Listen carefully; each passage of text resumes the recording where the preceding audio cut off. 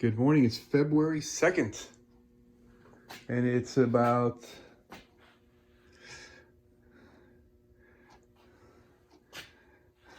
20 minutes to 8 o'clock in the morning. I'm not hitting on all cylinders yet. Got my tea. Little woman's gonna fix me some breakfast here soon. I'm picking up from my last project of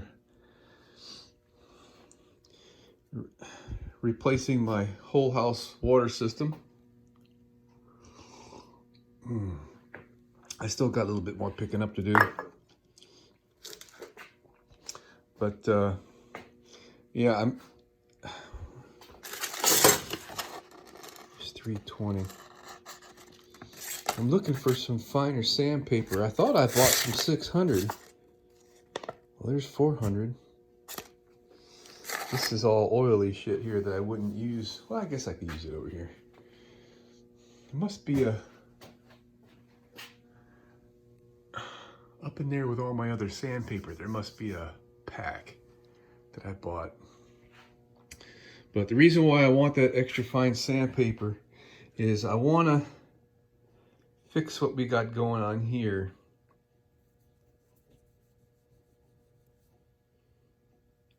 If I can get just a little bit more shine out of this this aluminum trim, you see right there where you could see those little swirls? I didn't get down enough with the fine sandpaper to remove the swirls from my vibrator sander that had the 320 on it.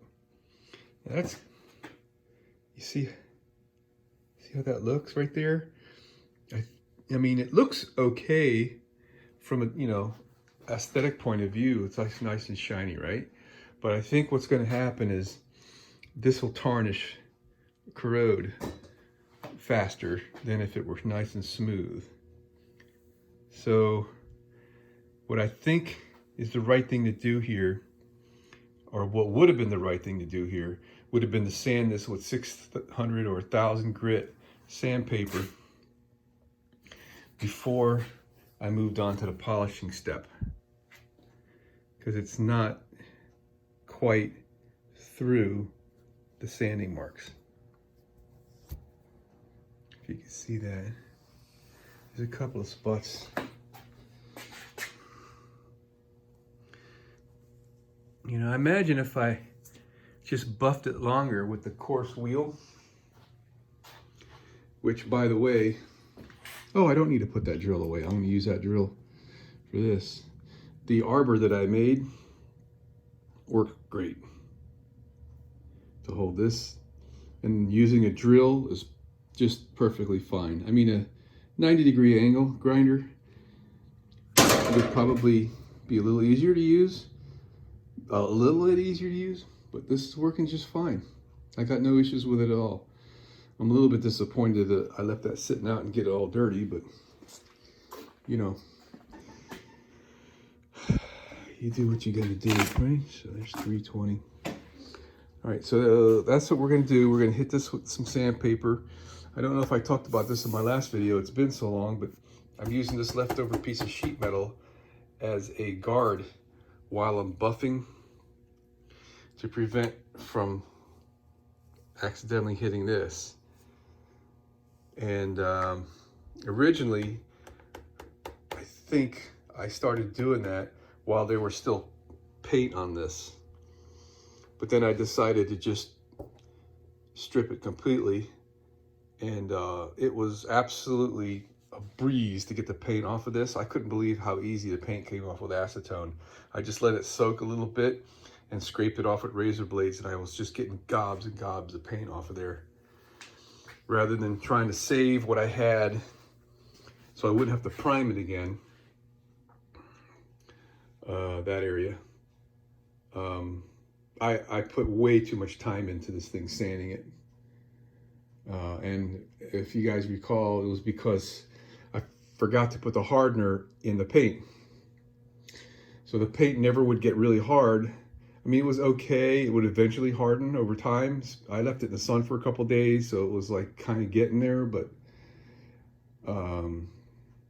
this is going to be abused. It's a door, right? You got to be hitting it, whatever, with things. So I wanted to make sure I did the best I could. Plus, I couldn't sand it. Couldn't do a good job sanding it because it kept gumming up my sandpaper. So I had to wet sand it, and even then it was still gumming up the paper. Anyway, I digress. Let me get back into this thing and see if I can't get a better finish on that. All right, so I found a piece of 600 that was clean. This is wet or dry sandpaper that normally you use water with to act as a lubricant. I guess you call it a lubricant. What it does is it keeps the crud that you just sanded from clogging up the sandpaper, and it kind of washes away. Wow, look at that. Washes away the crud. And that's what I mean right there. This is all the crud, right? So let me show you what I did here. I just did this one side and the bottom edge down there.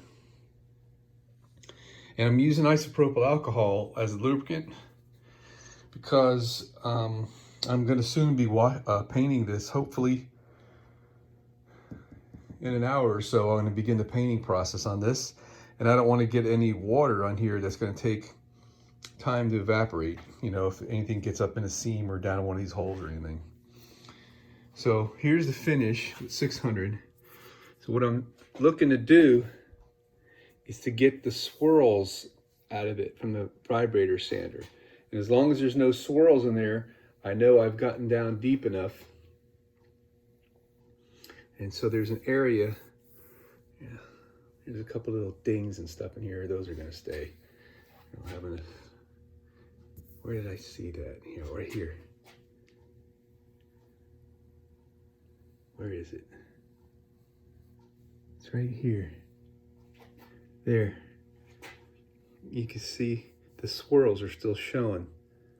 And so those are scratches from a coarser grit sandpaper.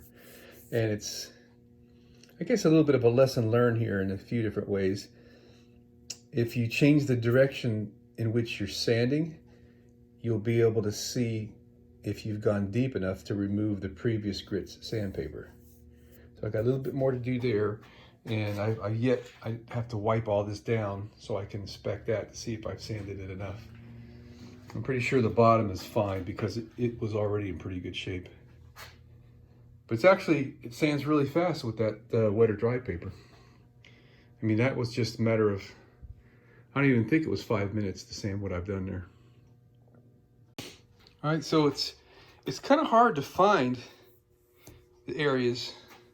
So what I did is I got a Sharpie pen and I just randomly put marks all over it where I need to sand more. And what's kind of interesting too is if you position in the glare just right, so it's really shining at you, you cannot see what I have to take off. You've got to kind of get like a, you know, well lit but no glare, and then it shows right up. So I've got some more to do. The worst of it is down there.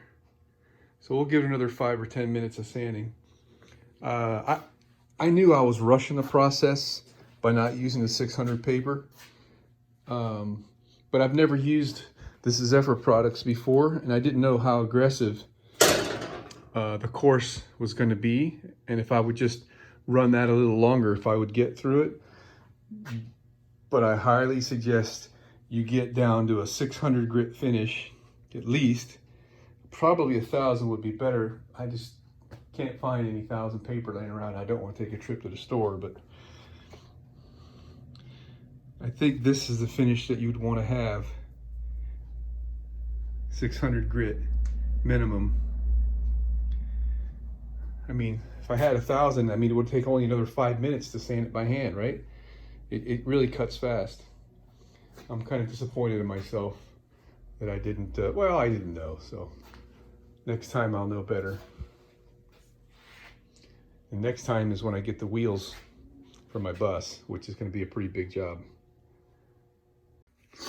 So you can see it's 10 after 8. I've only been at this for a few minutes. And I'm done with the bottom and I'm done with this side. And I just sanded across the top. And we're done with that. I'm getting ready to progress here. I wanted to show you how the stuff just illuminates while you're sanding. I may not be able to get down through that because that's quite a bit of metal to remove, but we'll give it a shot. But this is actually what I was thinking of showing you. You see those marks, right? Look good from a distance, but when you get up in there, there's, you know, remnants of that up and down every so often in this thing. So when I hit that with the 600 grit sandpaper, those will really show. All right, so we're getting ready to do the polish thing. We're up against 9:30 here pretty soon. Took a break for breakfast and had a little chat with the missus about home improvement. I realized that there was some dirt underneath this when I was leaning on it, and I might have been scratching the glass. So I folded some paper towels in half just to prevent that from touching. There's 3 pieces of paper towel in here. So I'm not going to get into this anymore. I'm going to hit this with the polishing wheels, and however it comes out, that's what it's going to be. I'm running out of brain cells. I got to get this thing done. And it's getting to be frustrating because it's taken me so long to get this door finished. So I got my drill ready with the coarse wheel on it. And yeah, the color of the material sort of matches the color of the rouge that you use. This is the one that's red in the middle, which is the coarse, and it uses the coarse stuff. Just as a little bit of a FYI, I've been using sandwich bags to keep these guys clean and from one rouge rubbing onto the other. I don't know if it matters, but I'm kind of a butthead about organization.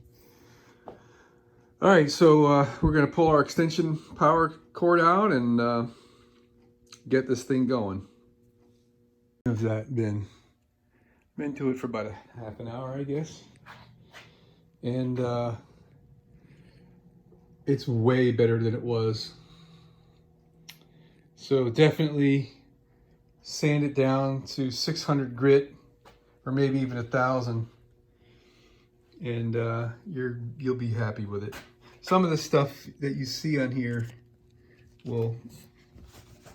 comes right off. It's the leftover residue from the buffing wheel. So this is the coarse wheel. There's 2 more grades of wheel to use. Last time I got as far as the medium grit, which is that purple one right there. So we're going to switch wheels now, which is a snap, because all I got to do is hold the drill and just manually turn the wheel and it loosens the bolt. I'm not even using a wrench on that. And another thing that I realized is kind of a cool deal. I can run the drill in reverse. And if I ever get a snag, you know, my shirt gets wrapped around the wheel or the cord or whatever, if it's running in reverse, it just loosens the nut. And I haven't had it happen, but it's just, you know, something I was thinking about. All right, so let me switch wheels and get the medium grit done. We're getting ready to give it a go with the medium, and I just cleaned this thing up. You can buy a thing called a rake I've seen advertised, and I opted to not spend my money on that, whatever $5 or $10 that was. And I thought, well, I could just spin this thing and rub up against a wire brush, which works, but it's kind of slow. But what works absolutely wonderfully is spinning the drill with the pad up against my wire wheel, which has seen better days. And I run it in an opposite direction. As this thing's coming down, I have my polishing wheel going up, and it just knocks all the crud off of it and kind of rejuvenates it, if you will. See how there's no buildup on it, like this one that has the buildup on it, which I don't know how much of a big deal that is, but I think it cuts better when it's clean. So here we go. Yeah, that shine is really coming out, man. So we're done with the medium grit. I went and got a couple of Ziplocs so I can take better care of my wheels, keeping them from getting contaminated full of whoever knows what kind of particulates are flying around my garage, and to keep all that crud from getting on everything, because it really does make a mess. So now we're getting ready to use the fine rouge, and I already put the fine wheel on there, and we're going to give it a go. So it actually seems to, I don't know if it's cutting better or leaves a better result if the wheel is spinning clockwise here, for example, and I travel in that direction. It leaves a better finish, or a better appearing finish, than if I'm spinning in the same direction and I'm coming this way. If you're familiar with using a router on wood, normally you cut into the wood to get a nice smooth finish, and if you are traveling in the opposite direction, it leaves, you know, wood fiber sticking up. This is the opposite. It works best if you travel in the same direction that the wheel is going, for whatever reason. It might be just because it's leaving residue on the surface when I come back this way, but hey, I'm going with it. Now, it certainly is not perfect, but it absolutely looks good enough for what I want to do. And like I said, I'm running out of time and patience on this thing, so as soon as I go around with the fine stuff, we're going to give this thing a major clean, and then we're going to mask off around the window. I bought some 12-inch wide paper, so we'll take a couple strips of that. I can mask off the glass, and we're going to hit this thing with some primer. Right now we're looking at 10:15. Probably be close to 11 by the time I'm done with this. So maybe around midday sometime I'll have primer on this. That's a little aggressive, because I do have to do quite a bit of cleanup here. But yeah, and I got a mask. Masking off this is going to take some effort. So maybe it'd be closer to 1 o'clock by the time I'm getting ready to paint. Okay, we're in cleanup mode. Yeah, a little scratch there, but that's staying. All right, so I'm using isopropyl alcohol like I like to use. And there's these little specks everywhere of the abrasive that are hard to get off. You can see where I've wiped it, so it's going to take quite a bit of cleaning to get this clean enough for paint. But we're going to just keep it on here until when we wipe, we don't get any more black stuff on the towels.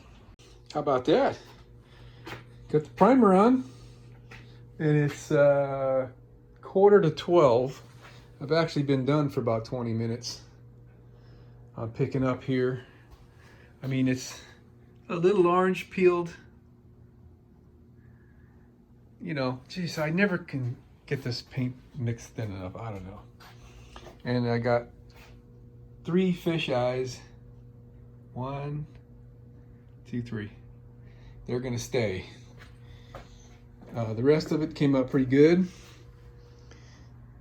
I reduced it with acetone, so it's already pretty dry. Instructions say 4 hours before sanding. I'd be able to sand sooner than 4 hours. We're going to give this a little time. I think what I want to do is I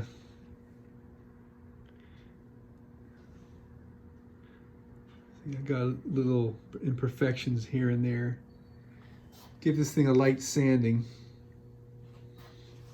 after it sets, and then top coat it. I'm feeling very confident that we'll be able to get the top coat on this thing before the end of the day.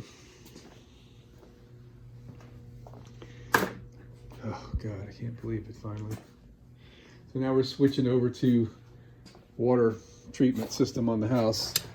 I'm using this bathroom toilet tank feed hose, and I got to come up with an adapter for one end. So, yay. Well, it's painted. What time we got? I think that's some killer time, man. It's 2:15. I was kind of humping on this thing. I don't know why, though. No matter how hard I try, I always get contamination and fish eyes. I don't know what I'm doing wrong. Just, I'm not working clean enough, I guess. Look at that big old fish eye there. I mean, you got to get really close to see it. I mean, from any reasonable distance, this looks as good as a brand new car, but, you know, I always strive for perfection. It's still tacky. I kind of prematurely pulled the tape off just because I had to see it. Yeah. And I remembered to do the other parts. And I got out here hanging over there. It's my gas cap lid and the two little flip down footstep thingies. I don't know what you call them. So you can wipe down the windshield. I forgot about this. I absolutely forgot. And I was dead out of paint in the paint gun by the time I got the paint on it. And it's just enough paint. Look, I got a freaking fish eye on that thing too. Right there.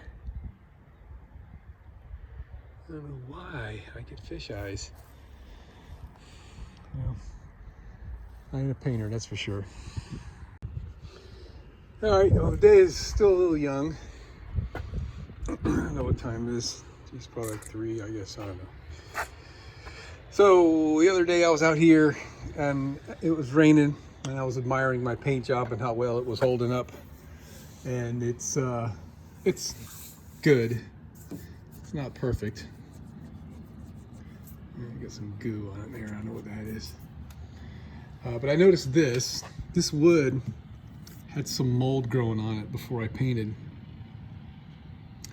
And I noticed these little dots here. These look like little, I don't know, little voids in the paint where the paint just wouldn't go in it. So I'm guessing there's a little like mold things coming out there. So occasionally I guess I'm gonna have to wipe this down with some bleach or something to kill that. But other than that, I'm ecstatic how well it came out. But I noticed what I thought was going to be a good idea for drainage.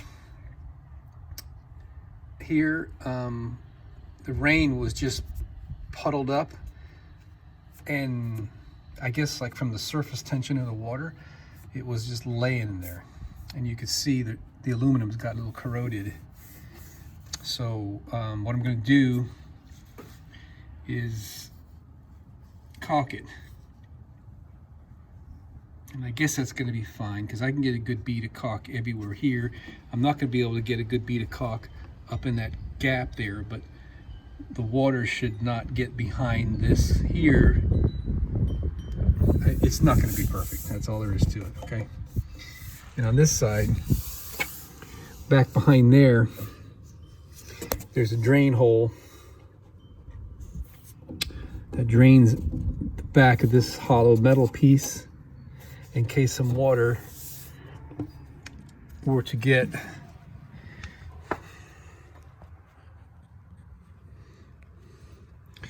down here through the window, down the window openings, or however any kind of water can make it here. Now the bus has a natural lean towards the front, so that's going to be a target for water to get down in there. Of course, we're going to do the best we can to, you know, waterproof all this stuff, but there is no real waterproof anything, right? So I'm gonna caulk here and try to not force caulk down in that opening down there, because I'm not exactly sure where the drain hole was that drains below the deck down there. So we're going to give this a good coat of Gorilla Construction adhesive, and that'll take care of that. All right, so getting ready to do our thing here. Look, that's not a sealer, it's an adhesive, but I use it as one, and it works. I haven't had a problem with it. I used isopropyl alcohol and my air hose, and used compressed air to like blast this thing out with isopropyl alcohol underneath it, and both sides, so we're fully degreased.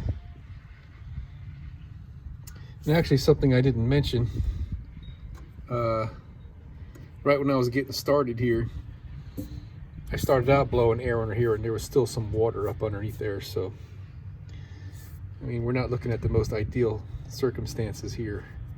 That probably should have more time to dry out, but we're going to do it anyway because it's going to rain again sometime soon anyway, right? All right, here we go. All right, so I got my bead in there, and I think I'm going to go first with a dry finger and push that stuff up underneath there the best I can. And if I find that I'm getting too much smear, then I'll get the mineral spirits out. And the reason why I want to go with dry finger first is so that if there's any more of the Gorilla that spreads out, I don't want mineral spirits on the surface. So we're gonna give it our first shot dry and then come back and do it wet. All right, so that's what it looks like when you smear the stuff with a dry finger. Now let's clean it up with the mineral spirits. All right, I'll take that. It's good enough. So, you know, kind of got it sealed. I didn't see how bad that was. It looks rotten, but it's not. It's just like that mold buildup just from being wet. I don't know. It's a dirty piece of wood. But this isn't really going to be getting wet anymore. I mean, I would have liked really to have a better coat of paint on the back of that, but I just couldn't get back there with the spray gun. But the bottom is sealed now, so we don't have to worry about wicking.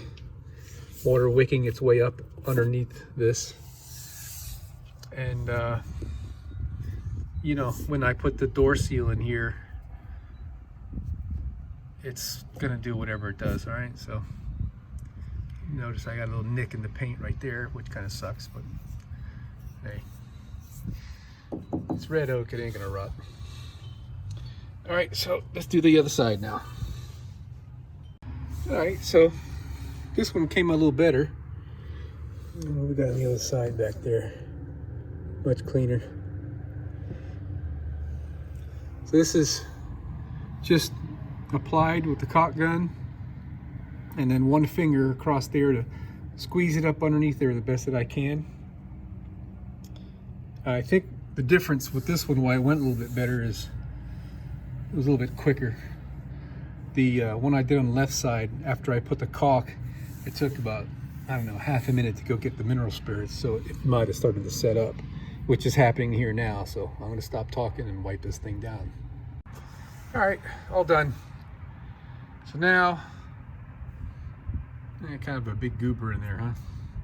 Now let me see if I can get the door seals on here, and we'll be ready to install the door, which is probably gonna not be today, since the paint is probably not gonna be hard enough for me to handle it.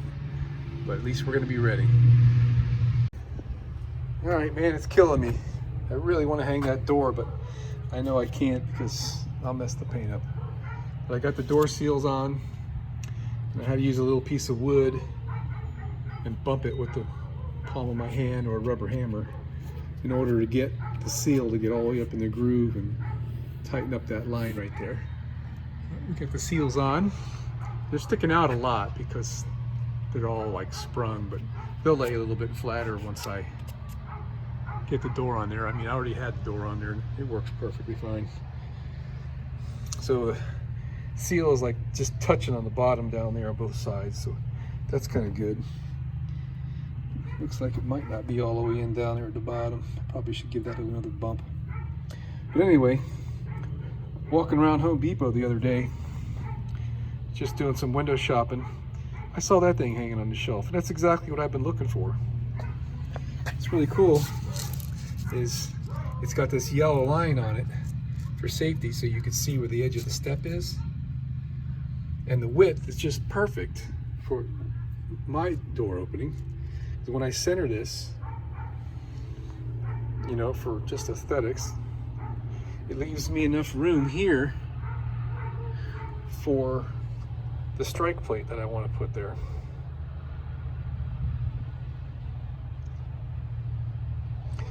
So anyway, I still wanted to put some kind of a door seal on the bottom, and I to this day I still don't know what the heck I'm going to do. I might just use the door sweep, which is like a little brush. I've got a few things. I mean, I definitely want to have this. So whatever I put's got to work with this, right? And I don't want to have a threshold down there to have to step on when I'm going in and out. So yeah. All right, so I'm soon gonna have to figure out what I'm doing with these door seals for a door seal at the bottom of the door. I think this was the first one I bought. I got this, I think it was Lowe's. And it's designed to go on the bottom edge of a door. And that's really what I'd like to have, excepting that my door is wider than a standard door. So there's no way this will fit on my door. So to use this, I'm gonna have to cut the sides of it off. So I'm thinking that I might be able to customize this thing to bolt it to the bottom edge of the door, and these little fingers will sit, and that'll be fine. Then I found these things called door sweeps. It comes with a aluminum extruded piece like this. I mean, this is a piece of it that I cut off for sizing up, and I cut a piece of this off too. It's sitting in the bus somewhere. And if this is the top, but if this were the bottom of the door, right, that's the way I'd like it to look. It would be on the inside of the door. But if you look, well, I can't really show you, but the bristles are too long. So what'll happen is when I close the door, they'll fold. And then when I go to open the door, it's gonna like have to bend them around backwards kind of a thing. I don't know if I'm making myself clear. So, well, hold on. All right, so let's say this is my door sweep. It's actually pretty rigid. So if it's long enough to where it has to bend in order to get in there, when I go to open the door, I'm gonna have to like fight it to get it to bend back the other way. Ideally, I want this thing to be right at the height and just touch. And you know, this is not a door seal per se, but it's just to keep like the dust and the dirt from blowing in.